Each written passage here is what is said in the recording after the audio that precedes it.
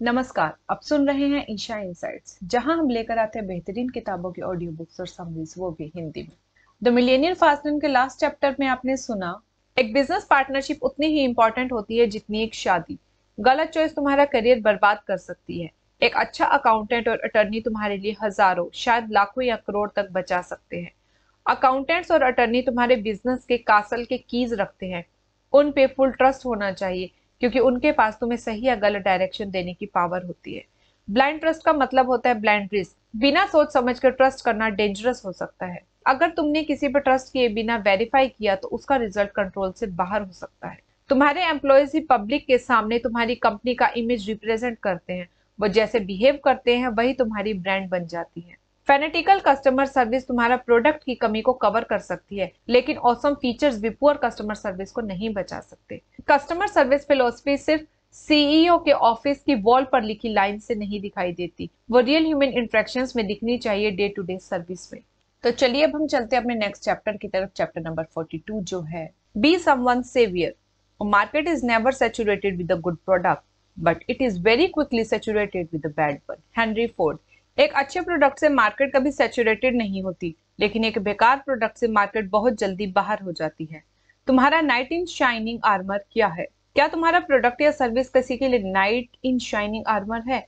क्या वो किसी का दिन बचाने वाला है, या फिर वो एक सेल्फिश फैंटेसी पे बेस्ड है, जहां तुम सोचते हो कि ये प्रोडक्ट तुम्हें अमीर बना देगा और तुम अपने बॉस बन जाओगे? The crowded world of me too. Me too business का रिजल्ट होता है मीटू इनकम। ऐसे बिजनेसेस किसी रियल नीड पर बेस्ड नहीं होते, उनमें कोई नयापन या यूनिकनेस नहीं होती और वो मार्केट की भीड़ में डूब जाते हैं। ऐसे वेंचर्स का असली फेस तब सामने आता है जब बी योर ओन बॉस का इल्यूजन टूट जाता है। कमोडिटाइजेशन क्या है? जब कोई प्रोडक्ट या सर्विस हर जगह एक जैसी लगती है, उसे कहते हैं कमोडिटाइजेशन। Example, air travel. लोग एयरलाइन से ज्यादा प्राइस देखते हैं। पेट्रोल, कोई लॉयल्टी नहीं, बस सस्ता जहां मिले वहां से भरवा लो। जब तुम्हारा प्रोडक्ट या सर्विस भी ऐसा बन जाता है, क्राउड में मिक्स हो जाता है, तो लोग सिर्फ लोवेस्ट प्राइस देखकर खरीदते हैं और फिर तुम प्राइस कटिंग का गेम में घुस जाते हो, जिसमें सिर्फ थकान मिलती है, प्रॉफिट नहीं। सही रीजंस के लिए बिजनेस स्टार्ट करो।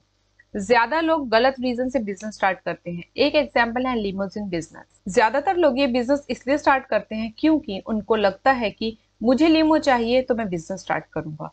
पर क्या मार्केट को एक लीमो की जरूरत है?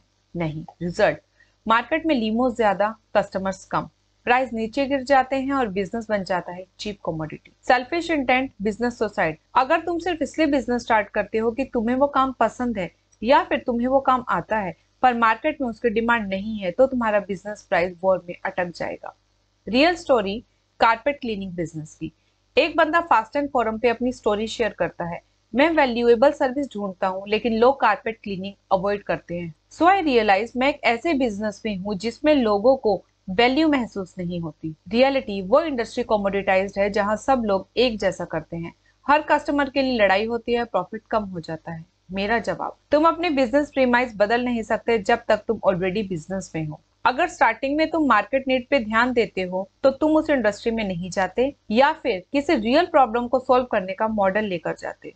अगर तुम्हारा प्रोडक्ट या सर्विस किसी के लिए नाइट इन शाइनिंग आर्मर नहीं है, अगर वो क्राउड से स्टैंड आउट नहीं करता, तो वो कमोडिटाइज्ड हो जाएगा और तुम्हारा सारा गेम बन जाएगा प्राइस कटिंग और कंपटीशन का। अपनी नजर कॉम्पिटिटर से हटाओ। मेरा इंटरनेट सर्विस तो कंज्यूमर्स के लिए था, लेकिन पैसा देती थी small business community.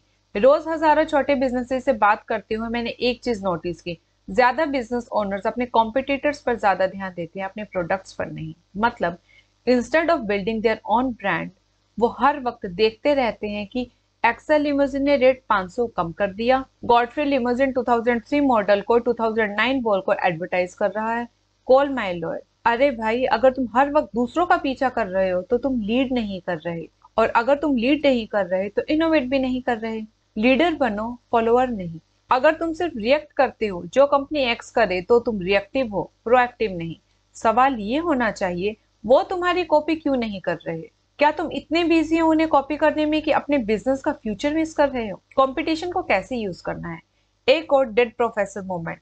95% time competition को इग्नोर करो, 5% टाइम उनकी वीकनेस ढूंढो और उनको एक्सप्लॉइट करो।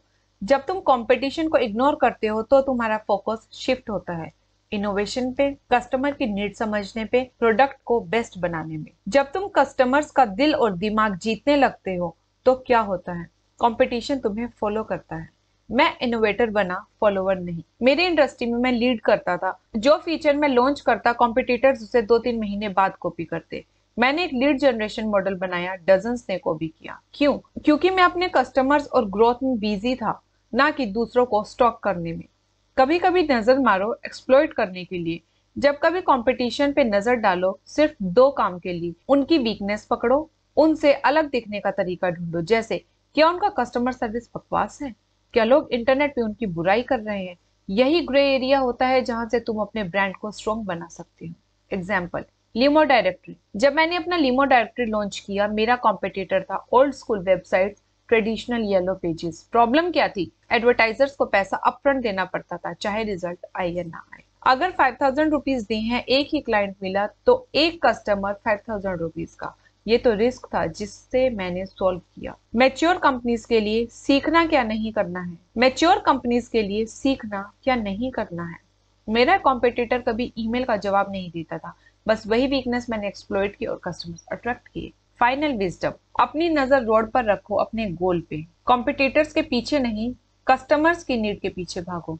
जब भी कॉम्पिटिटर्स को देखो, उनकी गलतियों को अनकवर करो। डिफरेंशिएशन ही तुम्हारा बिगेस्ट डिफेंस है कोमोडिटाइजेशन के खिलाफ। तो दोस्तों, ये था हमारा आज का चैप्टर। अगर आज का ऑडियो आपको पसंद आया हो तो इसे लाइक करें, शेयर करें और इस चैनल को सब्सक्राइब करना ना भूलें।